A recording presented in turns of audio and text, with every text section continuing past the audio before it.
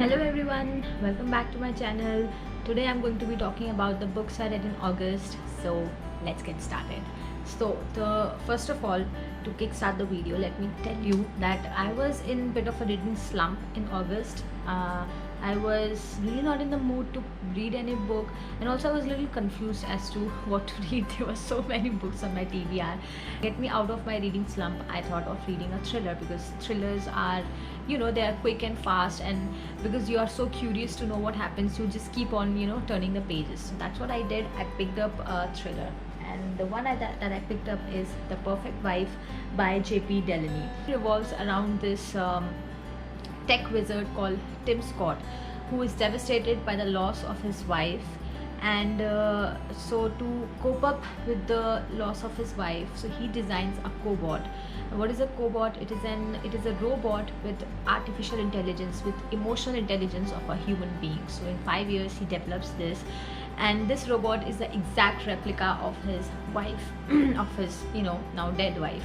So is it really to cope up with the grief of losing his wife, or is there something more? Of course there's something more. So that's what you find out in this book, and I really liked it. The plot was very unconventional. The plot was quite new to me. It was a domestic thriller with a little bit of sci-fi, like artificial intelligence applied to domestic thriller. So really like that aspect of the book. It was very fast paced, like it was not slow at all. The only thing that I did not like was the ending. The ending, like there was nothing wrong with it, nothing dramatic for me, a little bit movie-ish, like a little bit exaggerated and theatrical for me, like got dragged a little bit at the end. So these were the two things that but I still liked it. Very quick, very fast, and yeah, a 3 out of 5 for me. A solid book. One that I picked up was again a thriller. You could see I love thrillers. So I picked up The Death of Mrs. Westaway. This revolves around a girl called Harriet Westaway, who's barely living. So she makes her living off of reading tarot cards, and which is very, very low. The income is very low, and also she has loaned some money from the loan sharks, who are now after her, to pay the money back. So she's barely living, and then she mysteriously gets this letter from saying that her grandmother has passed away and has left her an inheritance, but she quickly realizes that the letter has been sent to the wrong person, because her grandmother died 20 years ago, right? Yes, more than 20 years ago. So what happens next is the story. So a lot of good reviews, and I've heard a lot of booktubers talking about it. So I was really I had some expectations from it, and I really liked the cover as well. It's so atmospheric and so dark, right? So I was very intrigued to read this book, but I was a little bit disappointed, I could say, because I saw the twist coming like miles ahead, and so that just took the fun out of it.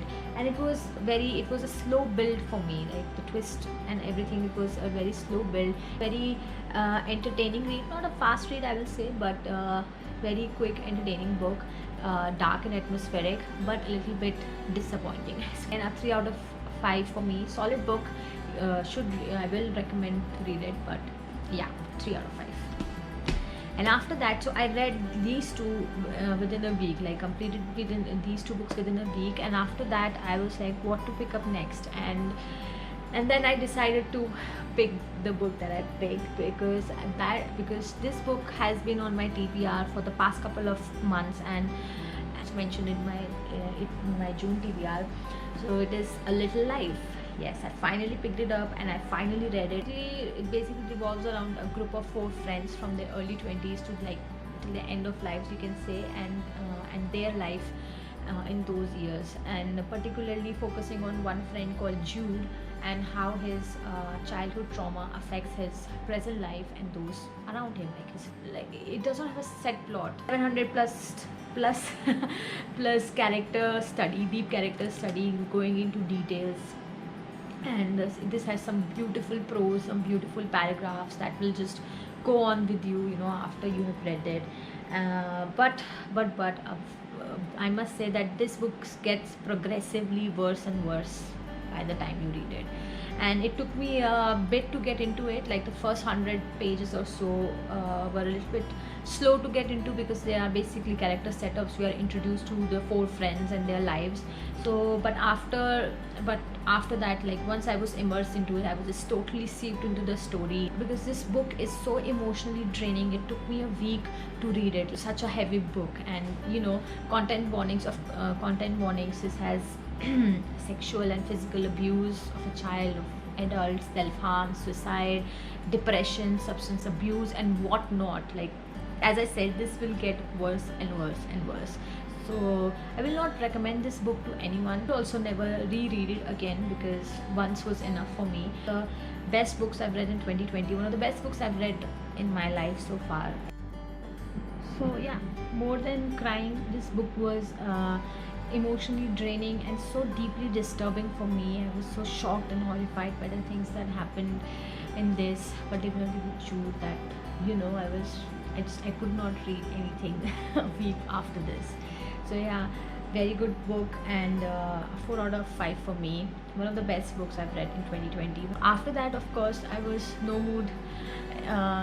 in no mood to read anything. I was actually planning to read the Lord of the Rings trilogy. I know it's one book, but the first part, The Fellowship of the Ring, but I could not get into it, so I did not pick it up. Instead, then I picked it up a non-fiction. Basically, I was in no mood to read story or fiction, so I picked up The Power of Now, and it was a good decision on my part, so I'm really happy. It had a simple message saying that living in the now is how you will truly find happiness and enlightenment.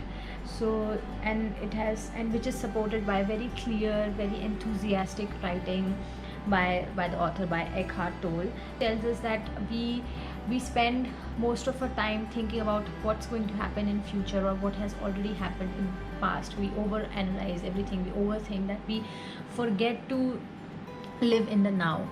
Focus on the beauty that is all around us, the wonder that is around us, and focus on those things, and truly live in the present and not worry about the future or past. And I will highly recommend it to anyone who is looking for that quality of life, how to enjoy moments in your life. So it uplifted me from the emotional wreck that I was with a little life, and just it took me out of it, and got me in a very good mood after reading this. So yeah, highly recommend it. Again, a 4 out of 5 for me. And then after that, I went to The Fellowship of the Ring, but of course I could not finish it because the month ended and we are doing the August wrap up. So I've read about 100 pages or so, I do not have any comment on it so far. I'm really liking it. This has truly one of the best prologues that I've read. It's about 20 pages, I think so. Yes, it's about 20 pages, one of the longest prologues that I've ever read. 100 books, so I will be completing this in September, and it will be in my September wrap up, and hopefully the other 2 books as well. And yeah, so no rating on it. So yeah, that was my August wrap up. Hope you enjoyed it. Let me know in the comments down below which book you read and which one did you like, and I'll see you soon. Please like, share, comment this video, and yeah, take care guys. Bye bye.